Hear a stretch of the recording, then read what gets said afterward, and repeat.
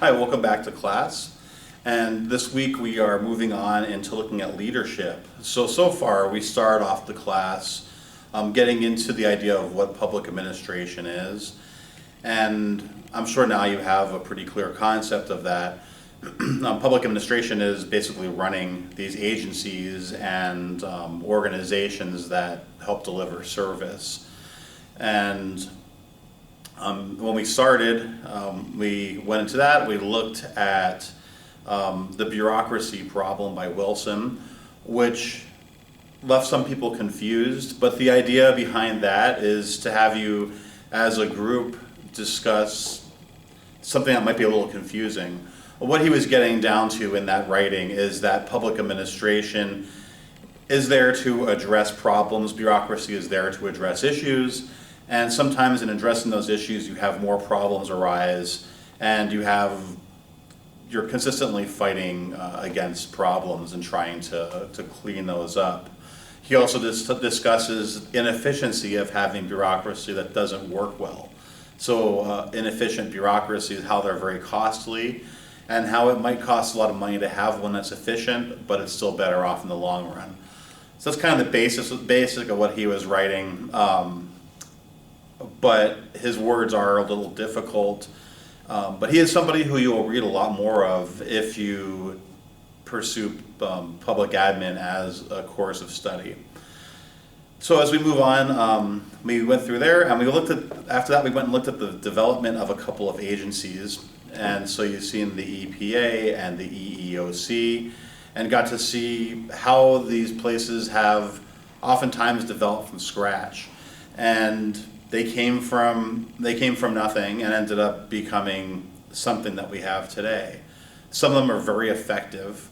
The EPA, for one, is one that's very, very effective. And in fact, it's so effective now that people might want to debate whether or not it should exist. But in reality, we don't have to look very far back to see what our state would be without regulations being enforced to protect the environment.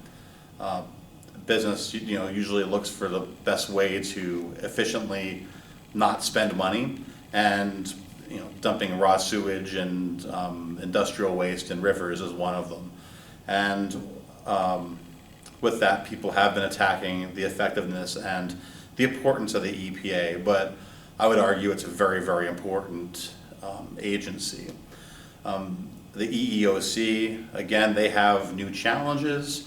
When they first started, they were looking mostly at issues with race and religion. Now they have moved on to looking at more sexual harassment issues.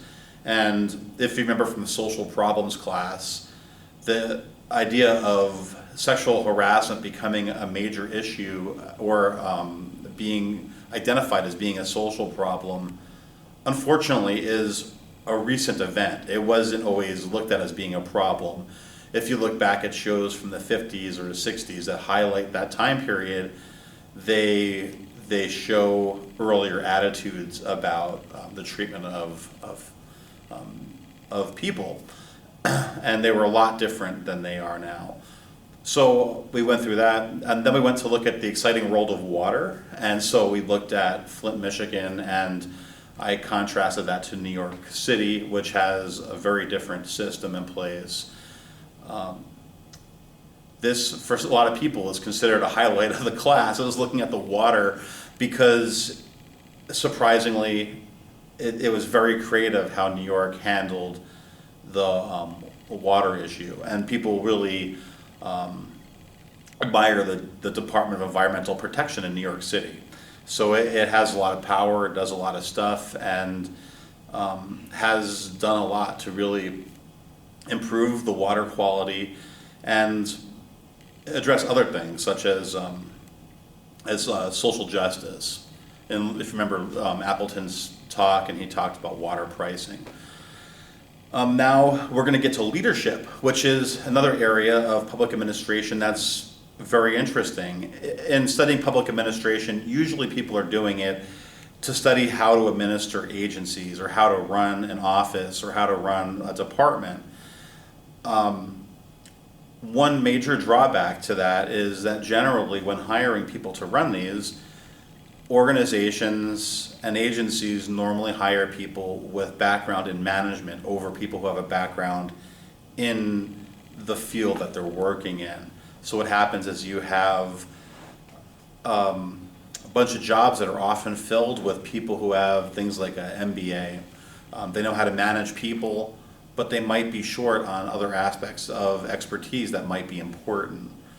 There is another drawback to that, and that would be with the idea of discrimination. And so if we look at a lot of agencies, we'll see you have a glass ceiling where unfortunately a lot of females don't rise up through the ranks as fast as they should. And that's like that with a lot of organizations. In business, we have that problem too. In public admin, there's another term that they use too called a glass escalator.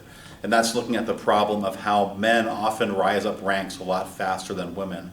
And it's argued, rightfully so, that a lot of men are getting promotions that don't deserve them and are passing over women who might have a lot more of experience, expertise, and be better managers. And so that's an issue I want you to think about. We don't have any questions facing about that right now in the class, but it is a drawback to this field. And if you think about students and how they're guided when they're looking at career planning, oftentimes a lot of students will be pushed towards studying the service side of the nonprofit sector, including people who clearly would be great at running offices and agencies. And unfortunately, this disproportionately affects female students that are maybe thinking of going into where to work in a nonprofit sector. A lot of them are not guided towards public administration. And that's one area that I think needs to be addressed. And we need to talk about a little bit more and how to engage more women into leadership positions in these agencies. I'm not saying that every man who has a job in these agencies that's higher level doesn't deserve to be where they're at, but I do hold that more women should be running organizations, departments, and different aspects of the administrative area.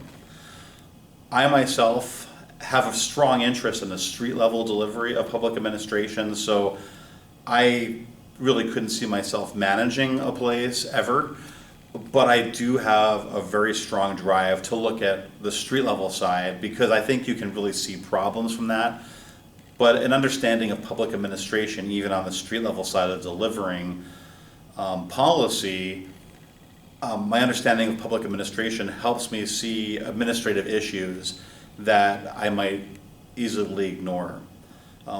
Another fallback I see with a lot of agencies and work environments and bureaus is that often administrative failures trickle down and the people who work at the lower end of the spectrum are blamed for the failures of the administrator.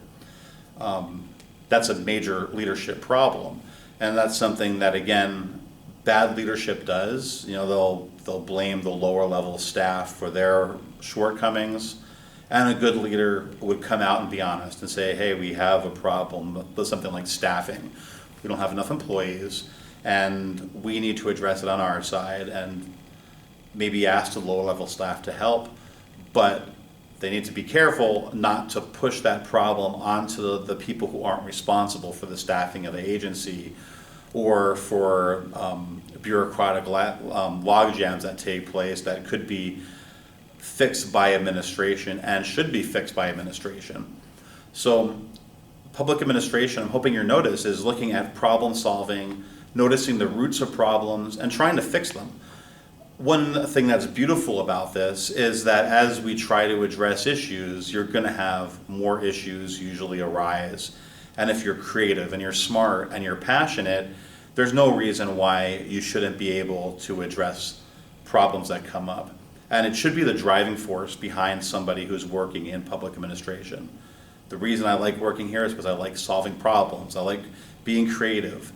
I like overcoming obstacles. You know, that's a really That's the trait that a real leader should have. A real leader should be able to get through adversity and make everything better because of it. And so I want you to keep that in mind as we're looking at the videos this week. We're going to look at some videos from the military and from the world of business.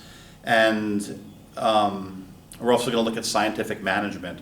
And so you're going to see things that we would study if we were taking a master's. If you're in a master's program in public admin, you would study all of this. You'd study the military, you'd study agencies, you study business, and you study historic management ideas. So we're going to look at Taylorism, that looks at scientific management, and that is something that actually takes place a lot up until this day even. So as we go through the week, pay attention to what we're talking about, and I really want you to enjoy this. And if you have any questions, make sure you get back to me. I also do have a different Dropbox this week. This week's Dropbox is focused on me and as the administrator on the class. And so I'm going to ask you to give me feedback on what works for you in the class and what doesn't. I've offered this class online a few times already, and I have taken some of this feedback and used it to help steer the ship to make the class a little more user-friendly. And so it's a very simple 2-question Dropbox, and basically you'll be answering what works for you and what doesn't. If you have any questions, make sure you send me an email, and thank you so much.